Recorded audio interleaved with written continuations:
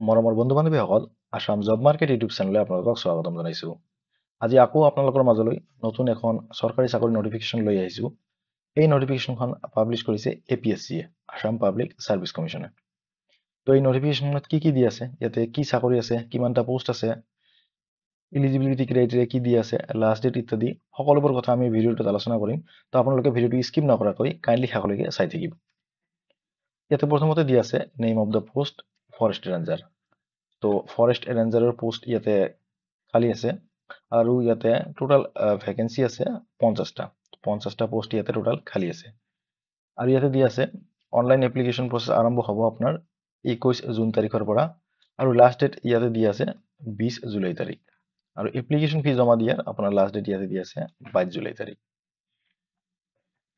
তাৰপিছত ইয়াতে ভেকেঞ্চিখিনিৰ ব্ৰেকআপ দি আছে। ইয়াতে যদি আমি চাওঁ, ইয়াতে আনৰিজাৰ্ভ কেটেগৰীত টোটাল 44টা পোষ্ট আছে। তাৰে ভিতৰত আপোনাৰ 13টা পোষ্ট ৰিজাৰ্ভ আছে আপোনাৰ ওমেনৰ কাৰণে। আৰু ইয়াতে SCৰ কাৰণে 2টা পোষ্ট আপোনাৰ ৰিজাৰ্ভ আছে, STPৰ কাৰণে ৰিজাৰ্ভ আছে 2টা, STHৰ কাৰণে ৰিজাৰ্ভ আছে 2টা। তো টোটাল ইয়াতে পোষ্ট আছে 50টা আৰু তাৰে ভিতৰত 13টা পোষ্ট ওমেনৰ কাৰণে ৰিজাৰ্ভ আছে। তাৰপিছত ইয়াতে চেলাৰীৰ কথা ইয়াতে মেনশ্যন কৰি দি আছে। ইয়াতে দি আছে পে স্কেল থাকিব 22,000 টকাৰ পৰা 97,000 টকালৈ আৰু গ্ৰেড পে ইয়াতে থাকিব আপোনাৰ 10,300 টকা। এলিজিবিলিটি ক্ৰাইটেৰিয়া যদি চাওঁ, ইয়াতে প্ৰথমতে দি আছে কেণ্ডিডেট এজন অসমৰ পাৰ্মানেণ্ট ৰেচিডেণ্ট হ'ব লাগিব আৰু এই ৰেচিডেঞ্চিৰ প্ৰুফৰ কাৰণে ইয়াতে আপুনি এডুকেশ্যনেল পাৰ্পাছৰ কাৰণে ইছ্যু কৰা PRC বা এমপ্লয়মেণ্ট এক্সেছ চাৰ্টিফিকেট আপোনাক ইয়াতে আপলোড কৰিব লাগিব। তাৰপিছত ইয়াতে ফিজিকেল ষ্টেণ্ডাৰ্ডৰ কথা উল্লেখ কৰি দিছে। ইয়াতে দিয়া আছে জেনেৰেল OBC MOBC আৰু SC কেটেগৰীৰ আপোনাৰ মেল কেণ্ডিডেটছৰ কাৰণে ইয়াতে হাইট দিয়া আছে 163 চেণ্টিমিটাৰ আৰু ফিমেল কেণ্ডিডেটছ হ'লে আপোনাৰ 150 চেণ্টিমিটাৰ হাইট ইয়াতে লাগিব। আৰু STH আৰু STP কেটেগৰীৰ কেণ্ডিডেটছ হ'লে ইয়াতে মেল কেণ্ডিডেটছ হ'লে হাইট লাগিব 152 চেণ্টিমিটাৰ আৰু ফিমেল কেণ্ডিডেটছ হ'লে হাইট ইয়াতে বিচাৰিছে 145 চেণ্টিমিটাৰ। হাইটৰ পিছত ইয়াতে চেষ্টৰ কথা উল্লেখ কৰিছে। মেল কেণ্ডিডেটছ হ'লে আপোনাৰ নৰ্মাল চেষ্ট লাগিব 79 চেণ্টিমিটাৰ আৰু এক্সপেণ্ড কৰাৰ পিছত আপোনাৰ 5 চেণ্টিমিটাৰলৈকে আপোনাৰ এক্সপেণ্ড ইয়াতে হ'ব লাগিব। আৰু ফিমেল কেণ্ডিডেটছৰ কাৰণে চেষ্ট বিচাৰিছে 74 চেণ্টিমিটাৰ নৰ্মাল আৰু এক্সপেণ্ড হ'ব লাগিব 5 চেণ্টিমিটাৰ। তাৰপিছত ইয়াতে কৈছে এই পোষ্টবোৰৰ এগেইনষ্টত এপ্লাই কৰিব হ'লে আপোনাৰ কোৱালিফিকেশ্যন থাকিব লাগিব ছায়েন্সত বেচেলৰ ডিগ্ৰী নহ'লে আপোনাৰ ইঞ্জিনিয়াৰিং আপোনাৰ কৰা থাকিব লাগিব। আৰু ইয়াতে ছাবজেক্টবোৰ মেনশ্যন কৰি দি আছে কি ছাবজেক্ট লাগিব আপোনাৰ। আপুনি যদি বেচেলৰ ডিগ্ৰী কৰা থাকে তেনেহ'লে আপোনাৰ এইকেইটা বাদ দি বাকী যিবোৰ ছাবজেক্ট আছে এইবোৰ ছাবজেক্টত যদি আপোনাৰ বেচেলৰ ডিগ্ৰী কৰা থাকে তেনেহ'লে আপুনি এই পোষ্টৰ এগেইনষ্টত এপ্লাই কৰিব পাৰিব। আৰু যদি আপোনাৰ ইঞ্জিনিয়াৰিং কৰা থাকে তেনেহ'লে আপোনাৰ এইকেইটা আপোনাৰ agriculture, chemical, civil, computer, electrical, electronics আৰু মেকানিকেল এইকেইটা ব্ৰাঞ্চৰ পৰা যদি আপোনাৰ ইঞ্জিনিয়াৰিং কৰা থাকে তেনেহ'লে আপুনি এই পোষ্টৰ এগেইনষ্টত এপ্লাই কৰিব পাৰিব।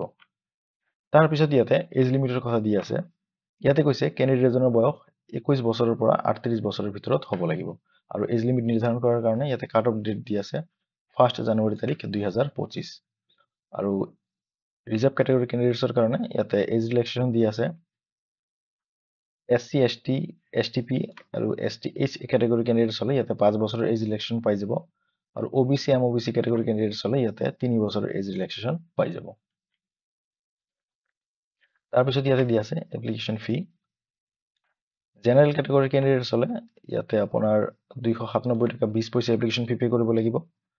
OBC MOBC কেণ্ডিডেটছৰ কাৰণে ইয়াতে এপ্লিকেশ্যন ফি দি আছে 197 টকা 20 পইচা আৰু SC, ST আৰু BPL কেটেগৰী কেণ্ডিডেটছ হ'লে ইয়াতে 47 টকা 20 পইচা এপ্লিকেশ্যন ফি পে কৰিব লাগিব।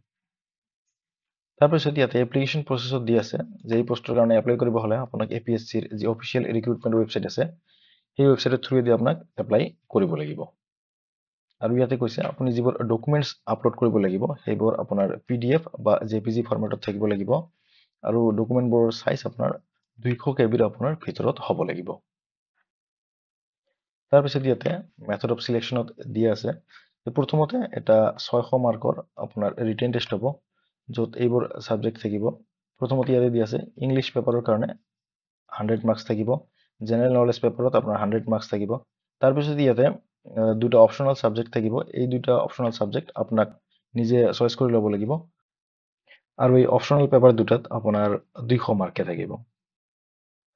তাৰপিছত ইয়াতে দি আছে যদি আপুনি ৰিটেন এক্সামত কোৱালিফাই কৰে তেনেহ'লে আপোনাক এটা ৱাকিং টেষ্ট আপোনাক দিব লাগিব, য'ত ইয়াতে কৈছে ৱাকিং টেষ্টটোত মেল কেণ্ডিডেটছ হ'লে 25 কিলোমিটাৰ আপোনাক খোজকাঢ়ি দেখুৱাব লাগিব আপোনাক 4 ঘণ্টাৰ ভিতৰত, আৰু যদি ফিমেল কেণ্ডিডেটছ হয় আপোনাক 16 কিলোমিটাৰ খোজকাঢ়িব লাগিব আপোনাৰ 4 ঘণ্টাৰ ভিতৰত। আপুনি ৰিটেন টেষ্ট আৰু এই ৱাক ইন টেষ্টত আপুনি যদি কোৱালিফাই কৰে তেনেহ'লে আপোনাক ইণ্টাৰভিউৰ কাৰণে মাতা হ'ব, য'ত আপোনাৰ 75 মাৰ্কছৰ এটা ইণ্টাৰভিউ হ'ব। তো এই নটিফিকেশ্যনখনত মোটামুটি ইমানখিনি ইম্পৰ্টেণ্ট কথা দিয়া আছিল।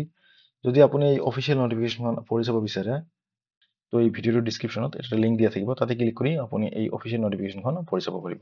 তো আজি ভিডিঅ'টোত ইমানখিনি আছিল। আশা কৰোঁ ভিডিঅ'টো আপোনালোকক ভাল লাগিছে।